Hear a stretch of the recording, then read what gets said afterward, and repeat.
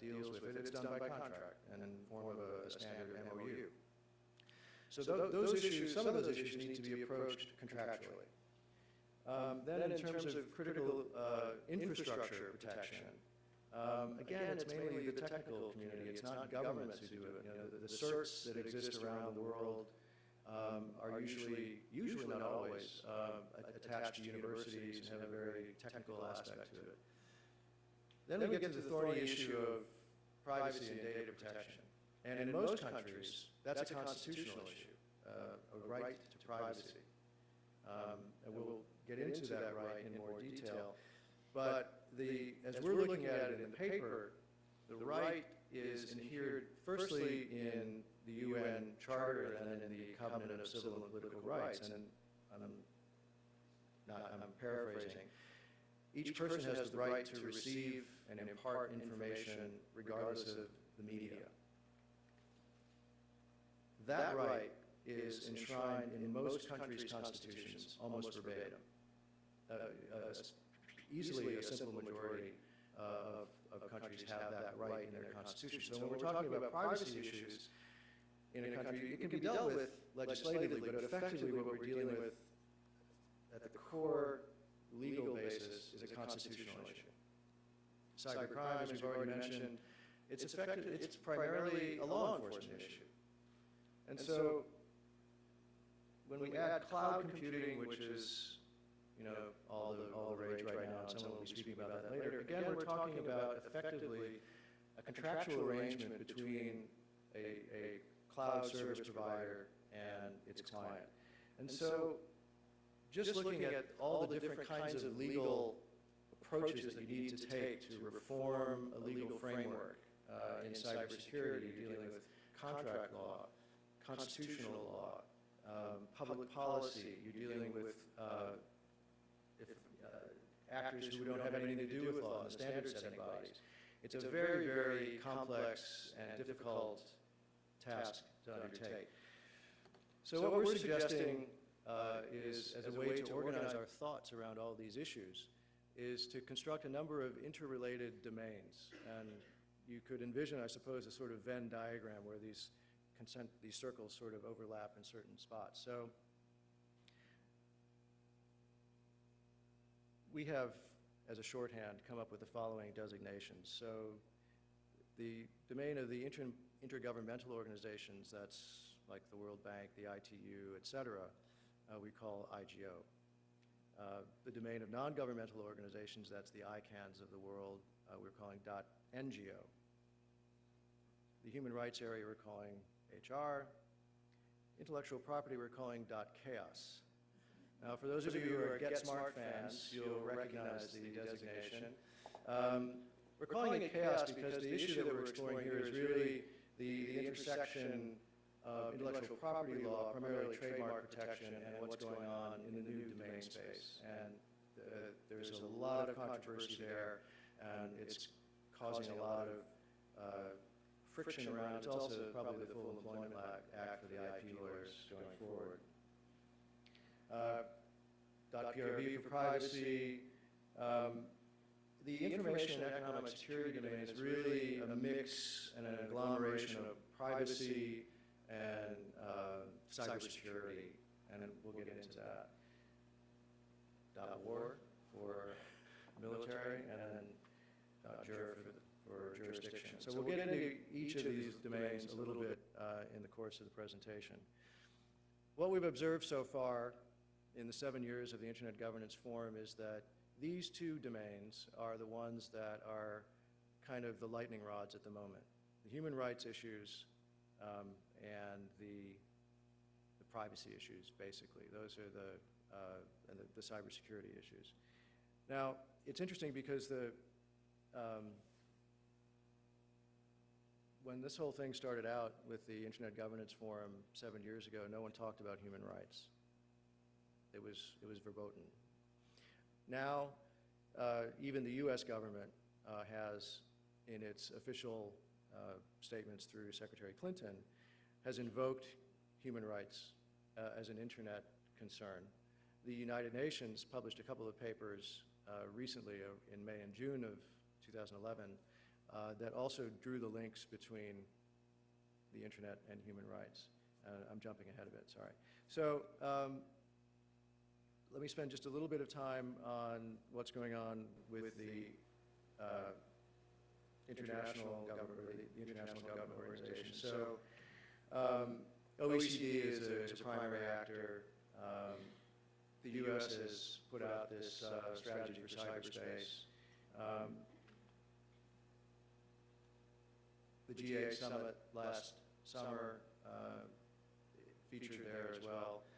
And the ITU, which is the International Telecommunication Union, is another United Nations body that is in control of certain standards, particularly in the radio frequency area, and it also is a place where governments come together to make rules for the international telecommunications system, such as it is. In this struggle between countries and ICANN, the countries have kind of coalesced in the body of the ITU and said, because the ITU is an intergovernmental organization, unlike, say, the Security Council or even the World Bank, where one country can have a veto, the ITU isn't structured that way. There is no veto power. So the U.S. government, for example, if it objects to something at the ITU, can't really stop it from happening. It can try and limit the damage, but it has to work within that system, in that parliamentary system. And so the ITU has a very,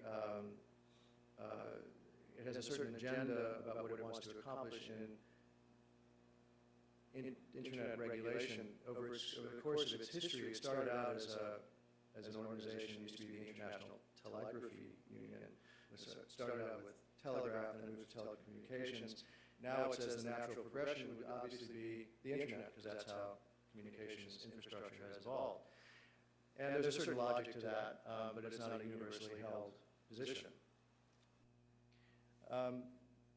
Let's spend some time now on the NGO world, and then I'm going to focus primarily on ICANN, but not exclusively. I'll come back to this in a second. So here's the ICANN organizational chart.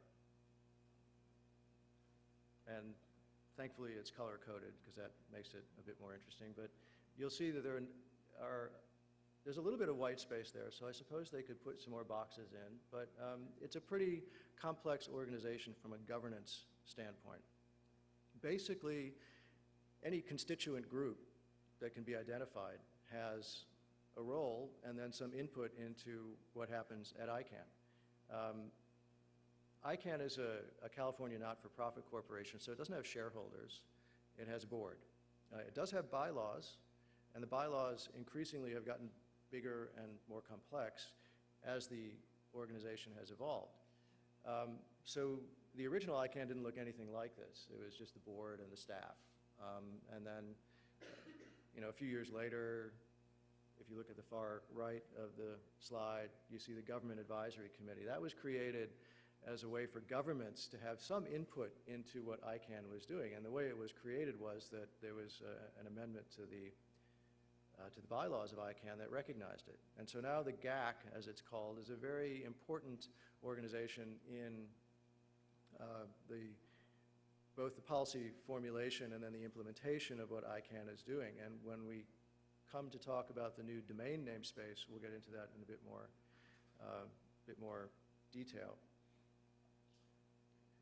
So ICANN itself is kind of another representation of this multi-stakeholder approach.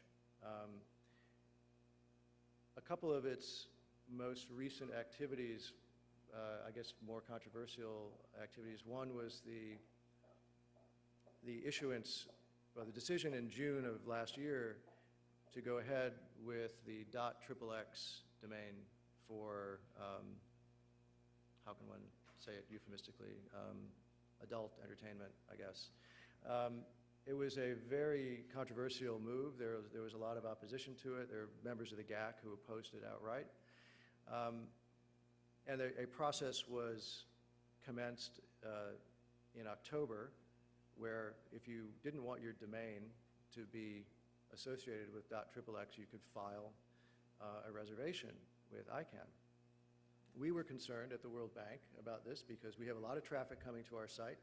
We didn't want someone to have a rogue registration of worldbank.xxx in the hopes of diverting traffic from worldbank.org to worldbank.xxx. So we filed our reservation, it was successful, and that the domain worldbank.xxx and a couple of other of our brands have been reserved. But I don't think that this caught the attention of the larger world or of all brand holders necessarily. And so there may be companies out there, entities out there who haven't gone through this process yet, who are, I wouldn't say they're foreclosed from it, but the window to make your reservation is closed. I think now if you wanted to prevent that from happening, you'd probably have to actually register your domain and then just not use it. That was one thing. The other thing that was announced in June at the board meeting in Singapore was this GTLD expansion, the generic top-level domain. So right now we've got 27 or 28 domains, .com, .org, .biz, .pro, .edu, and in its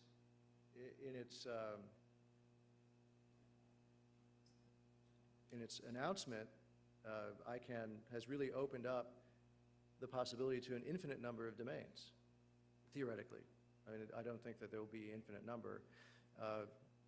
John was saying last night that there are 144 registered applications as of now. The window for application for these new GTLDs opened on January 12th. It closes on April 12th.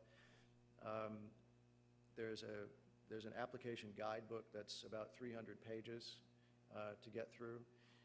Not a simple process. It costs $185,000 per domain to register. So if you're in an entity like we have with multiple brands and multiple sub-organizations dealing in multiple languages, those costs start to multiply pretty quickly. $185,000 for World Bank, but then if we do it in French, it's Banque Mondiale. If we do it in Spanish, it's Banco Mundial. If we, et cetera, et cetera, et cetera, and then if you do it in the different scripts, we have Russian, Chinese, Arabic, Latin. Those are 4 different scripts. We have offices, say, in Thailand who use Thai. We have offices in India that use Hindi. And so when you start to multiply all those costs out, it's a huge amount of money. We've decided, for example, that we're not going to do that. The cost of registering all those domains isn't met by the advantage that we might get out of it. So we've adopted a kind of a defensive strategy where we're making sure that our trademark portfolio is in place, that all our registrations are current, and that we'll use the processes that are in the guidebook currently to defend an action against us, or to defend an application.